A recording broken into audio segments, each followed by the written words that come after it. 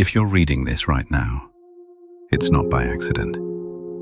This is the sign you've been asking for, the confirmation you've been praying about. And here it is. God is saying, let them go. I know you've been wrestling with this decision for weeks, maybe months. You keep asking God for one more sign, one more confirmation. But deep down you already know. You've known for a while now. You're just afraid that letting go means you've failed. But what if holding on is the actual failure? What if the real test isn't how long you can endure, but how quickly you can obey? Here's what's really happening. God is trying to take something out of your hands, and you're gripping it so tight your knuckles are white. You're holding on to something that's already dead, praying for resurrection, when God is trying to give you something brand new. But your hands are too full to receive it. Luke 5:37-38. You can't put new wine into old wineskins. Some of you are trying to force new blessings into old relationships, and it's destroying both. God's trying to give you the new wine, but you won't let go of the old wineskin. Let me ask you something. What are you actually holding on to? Is it the person? Or is it the version of them you created in your mind? Is it the relationship? Or is it the potential you saw that they never lived up to? You're not in love with who they are. You're in love with who you needed them to be. And that person doesn't exist.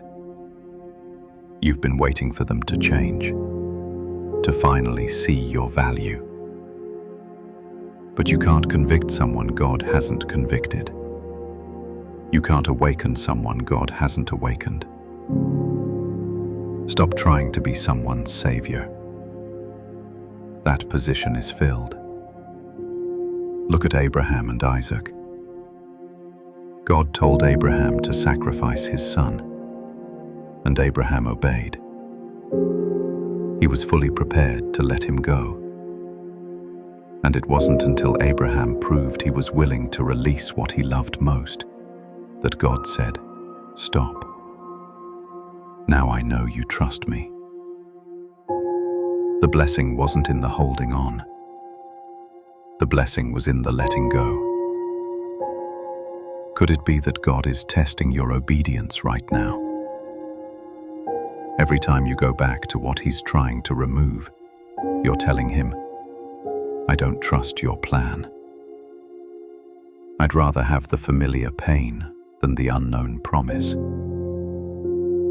Letting go is terrifying. But you know what's scarier?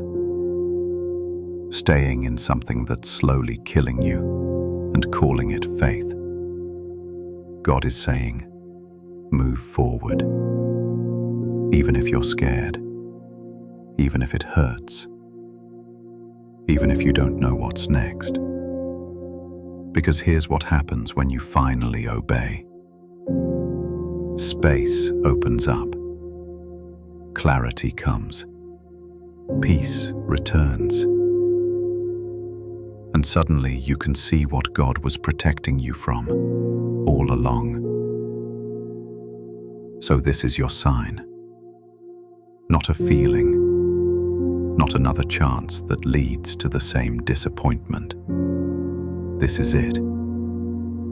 God is saying, let them go. Stop waiting for the perfect moment when it won't hurt. It's going to hurt, regardless. But there's a difference between the pain of letting go and the pain of holding on. One leads to healing. The other leads to bitterness. Be brave enough to trust that God's plans are better than your own. Be strong enough to release them with love and without looking back. You've been faithful. You've been patient. But now God's saying enough. Not because you failed, but because your season there is complete. This is your sign. You asked for it. Here it is. Now, what are you going to do about it?